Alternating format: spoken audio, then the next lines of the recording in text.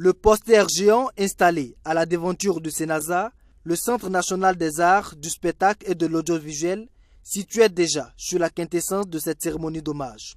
Idrissa Ouedraogo, le maestro, forever.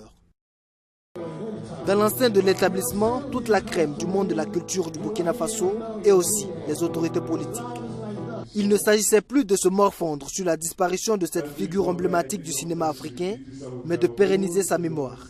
Le plus bel hommage que le Burkina Faso puisse lui rendre, selon le ministre de la Culture. Il faudra davantage enseigner son abnégation pour le travail bien fait.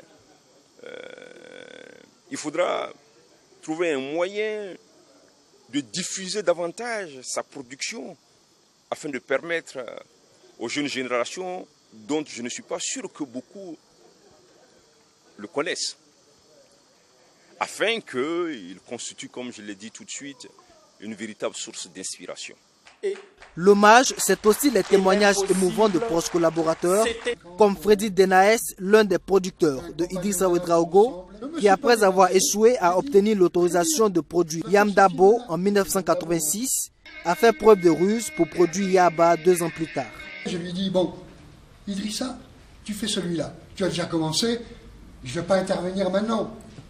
Mais le suivant, on le fait ensemble. Et là, il m'écrit un petit mot sur une feuille. C'est l'histoire d'une vieille femme qui est rejetée du village et qui se prend d'amitié avec 2 enfants. J'ai dit, Idrissa, tu signes, je signe, et on fait ce film. La soirée a été aussi marquée par la projection de quelques chefs-d'œuvre du maestro, comme Poko, Tilai et Yamdabo. Les artistes musiciens lui ont dédié des compositions spéciales.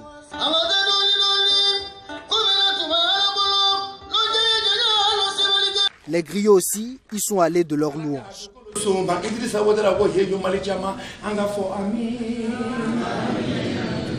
Subhanallah.